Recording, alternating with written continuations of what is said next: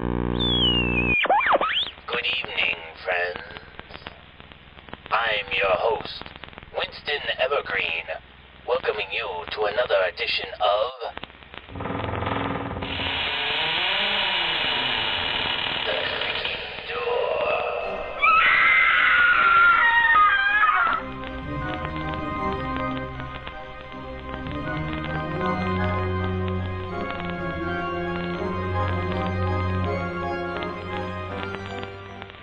Now, turn out the lights. Throw another lump of coal in the hearth. Gather close to the warm fuzzy glow of your RCA radio dial and listen very carefully. Because I've got a spine-tingling tale that's guaranteed to chill your bones.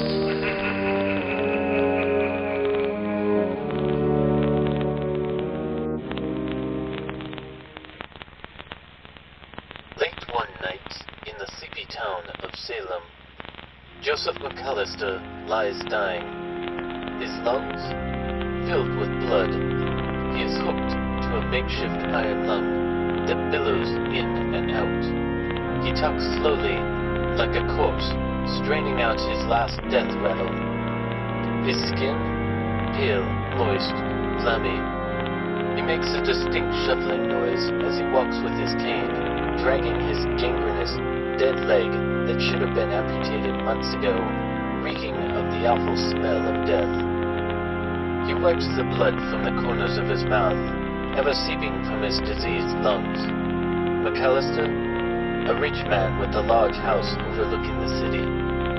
His wife, Helen McAllister, a lovely young woman who stands to inherit his entire estate.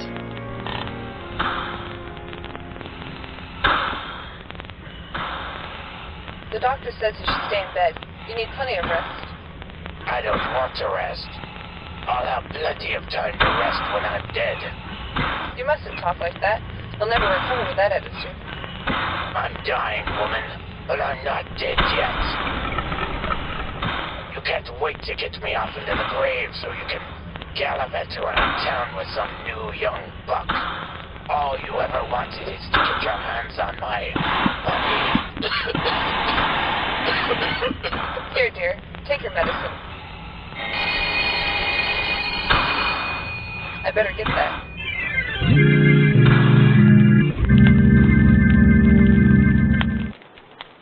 Richard, I'm so glad you're here. I can't take it anymore, Richard. He's driving me mad and working me to the bone. Lynn, dear, you need to get a hold of yourself for just a short time longer. I can't take it.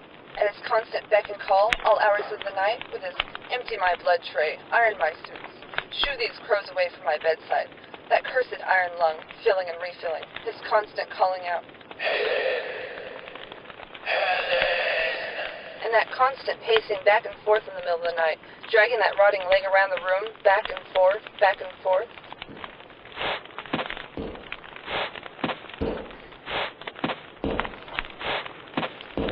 Helen, you've got to get a hold of yourself. You've got to pull yourself together. He'll die soon enough. And when he does, all this will be ours. And we can finally be together, just like we've always wanted. Oh no, he'll never die. He just keeps holding on to torment me and watch me squirm. He's too stubborn to die. Helen. Helen. Yes, dear. Is the doctor down there? Yes. Well, send him up. I'd better go see what he wants.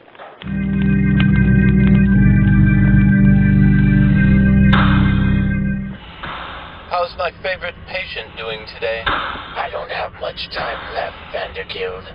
I need you to do something for me. I've drawn up a letter I need you to hand-deliver to the magistrate. I'm putting you in charge of my burial. I've been having bouts of seizures, and I'm afraid they'll mistake my catatonic state for an absence of life and bury me alive. That's not very likely in this day and age. I don't trust any of these town doctors. That's why I need you to pronounce me dead. Okay.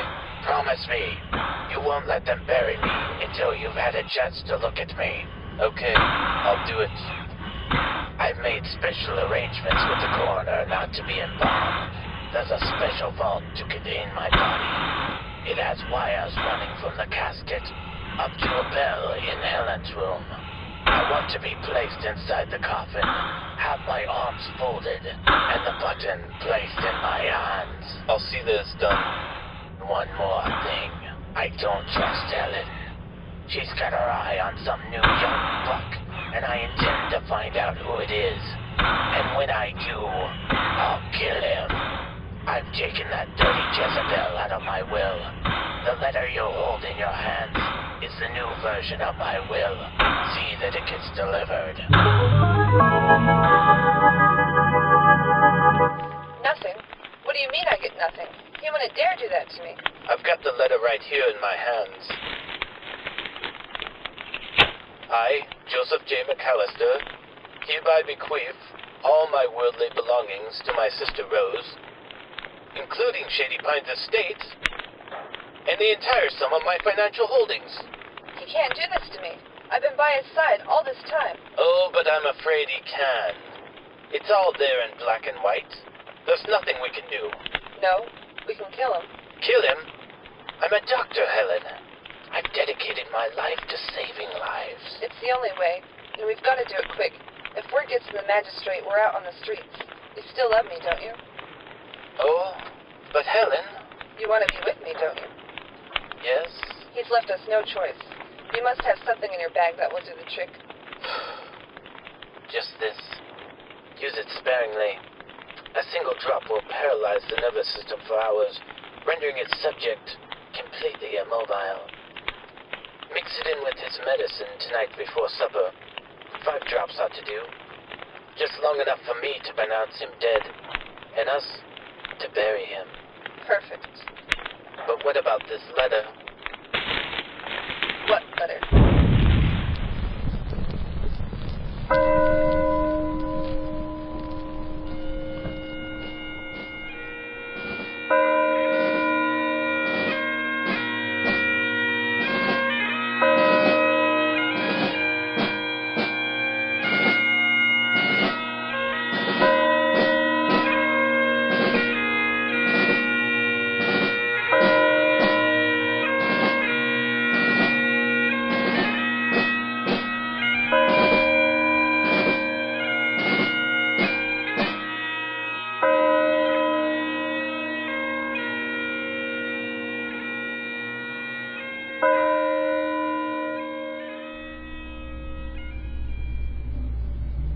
Good night, Mr. Vandergilt.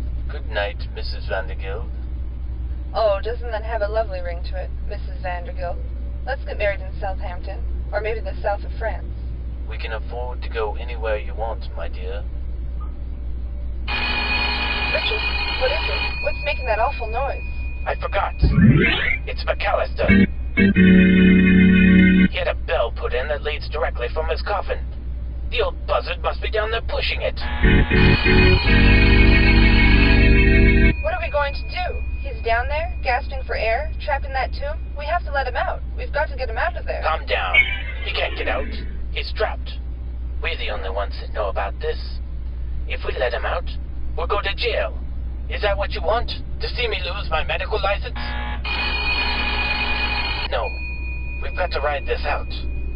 We've got to see it to the end. He can't last much longer. In a few minutes, he'll run out of air.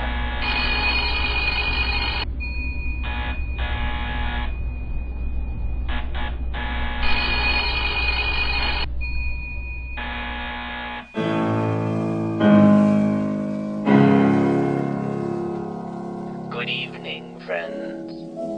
Enjoying tonight's story? Is the room growing thin, starting to gasp for air? Maybe now would be a good time to enjoy another cup of hot apple cider while we listen to this brief excursion from our sponsors. Madam, if it's all the same to you, I'll eat the wood and soul the pie.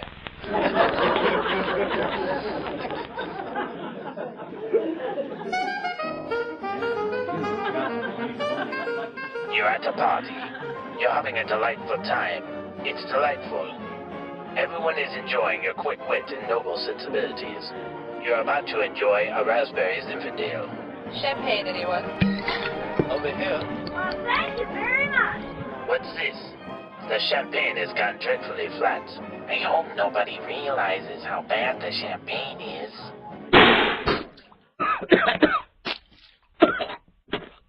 They realized. Well, that was a letdown, wasn't it? Absolutely revolting. Now let's try that again. The same party, the same quick wit and noble sensibilities. This time, let's try using Whitechapel Select Raspberries Infidel instead of being cheap and petty. Champagne, anyone? Over here. Thank you very much. I'm eight. Now your party's a success. Thanks to Whitechapel. She has a tackle at Wisconsin and a center at NYU. Welcome back, friends of the Creaking Door. I trust you didn't fill up on too many candied apples or candy corns. It might come back to haunt you in your nightmares. Speaking of nightmares, Richard and Helen have one on their hands. Why, they buried their old friend McAllister alive.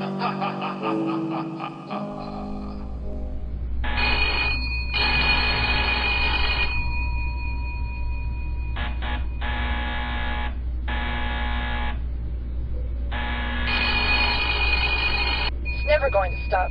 He'll never leave me alone. Why won't you die? Why won't you leave me alone and just die? Stopped. It's finally stopped ringing. I'm not taking any chances. I'm going down to that coffin and make sure he's dead.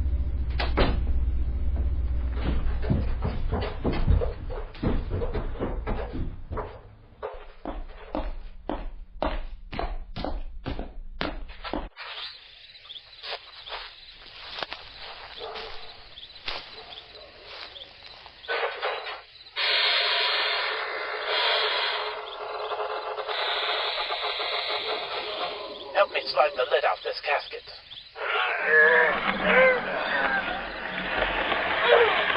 Listen here, you old coot. Is he dead? Yes, he's dead, all right. Rigor mortis is setting in. You must have tightened his hand down on this button.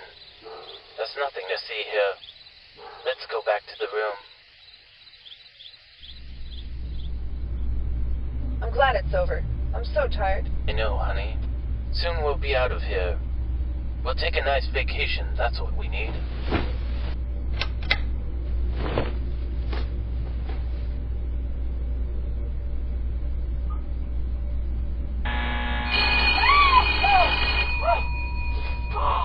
That's it. I'm taking care of this bell once and for all.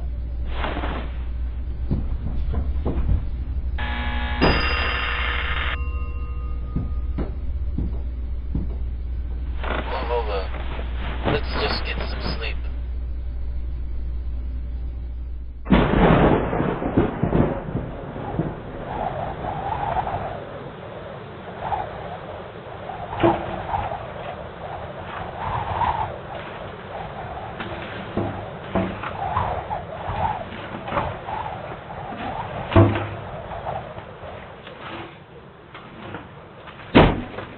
Richard, Yes, what is it, dear? I heard a noise.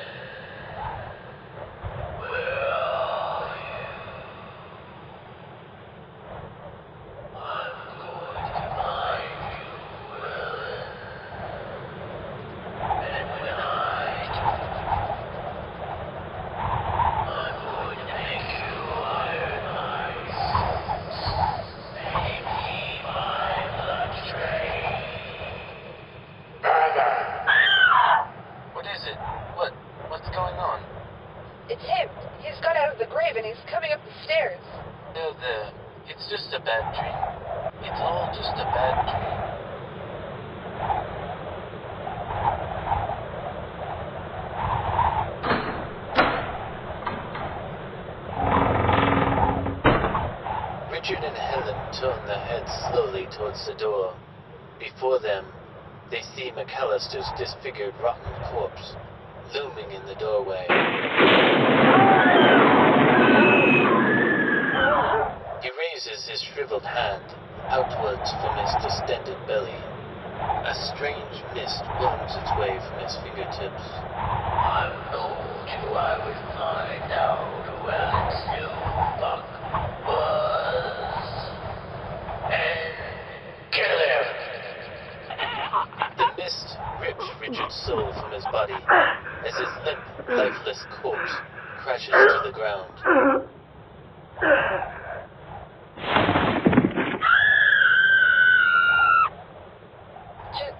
Joseph, I'm so glad you're still alive.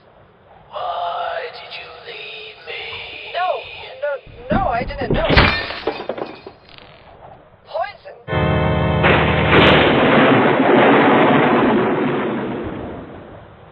It's a poison. It's all over my hand. No, not me. I can't die. Not now. I have things to do.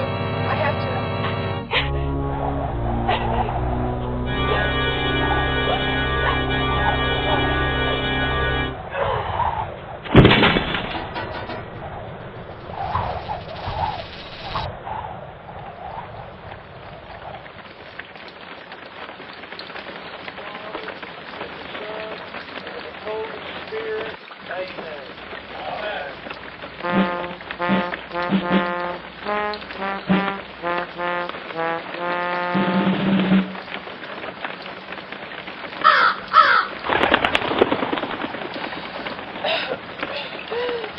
Where am I?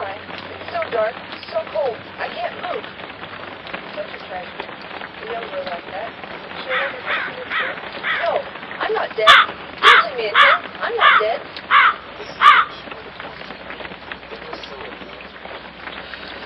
The poison must be wearing off. There, I can move again.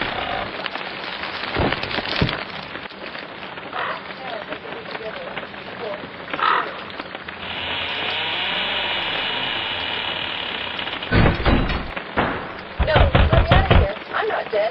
Let me out, I say. Let me out of here.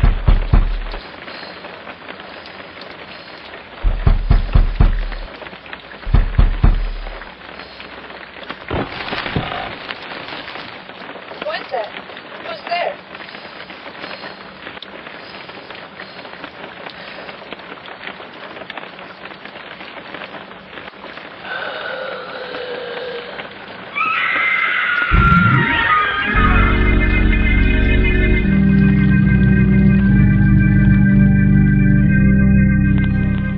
Tonight's radio play was Dead Ringer, written and directed by Joseph McAllister, starring Joseph McAllister and Chantel Paradis.